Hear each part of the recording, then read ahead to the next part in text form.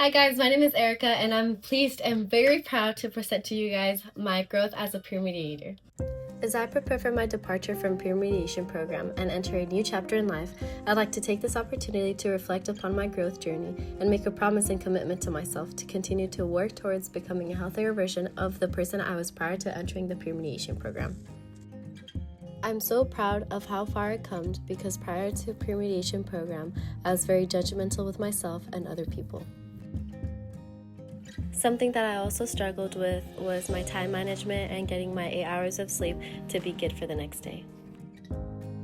To start off, the first thoughts assignment helped me understand where people come from and why they are the way they are. It showed me how to feel compassionate and understanding for those that aren't like me. Also, the compassionate understanding for my parents helped me understand that it's also my parents' first time living, and they're also human beings that made mistakes when they were younger, and now that they are adults and parents. Lastly, the inner child assignment helped me look back and cherish my younger self. It helped me be more vulnerable and forgiving myself for negative thoughts that I had. She would be proud of the person that I am to this day. An additional example that I would like to showcase as my growth be my change project. The aspect of my life that I have been chosen to work on healing and improving is my inner child.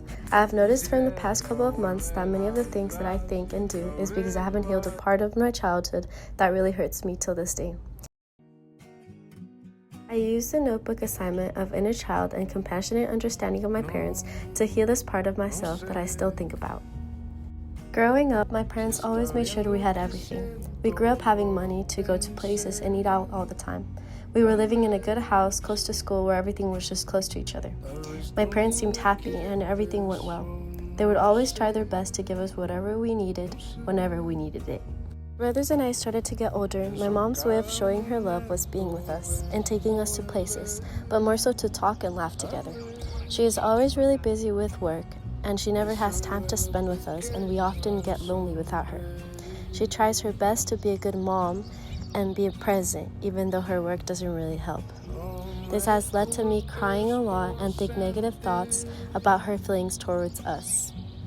My dad's way of showing love has also always been different. He's not a big fan of talking or spending time with us because of his work, too. He tries to show that he cares by taking us on a vacation and expensive places just so we know he spends money on us, too. Even though sometimes I don't feel as much love, I also try to understand that maybe this is the way he grew up and doesn't know how to show real love towards us. To start off, something that I did was writing a letter to my younger self, but also replying to it. I thought this would be effective for me to hear the words that I would never hear when I was a baby.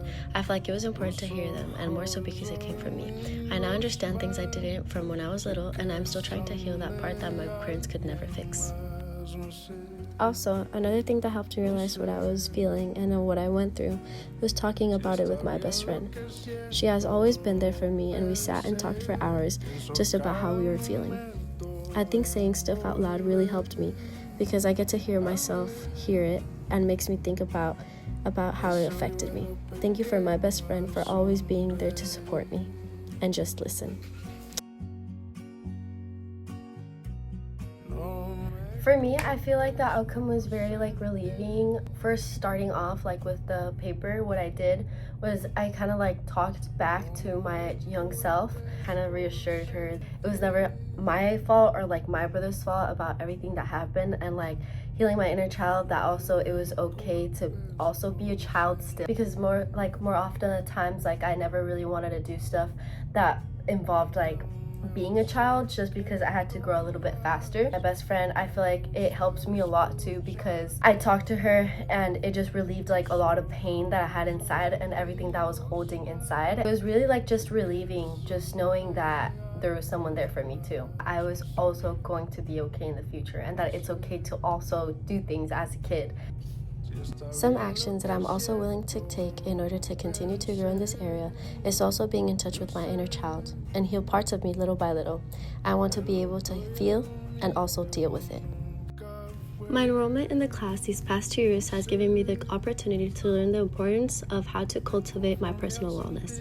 I discovered that my threats are being on my phone and my activity level, and I scroll on my phone late at night, and what did I eat during the day.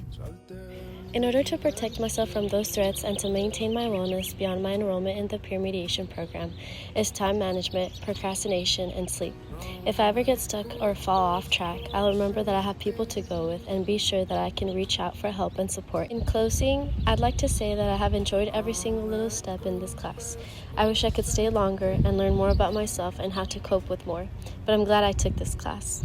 This final parting words that I would like to share to Ms. Rodriguez and say to my classmates is thank you for always being there. Thank you for making my senior year fun and memorable. Thank you for making me laugh when I needed it and sharing your experiences so I wouldn't feel alone in mine. I will really miss you guys. Love you always, Erica.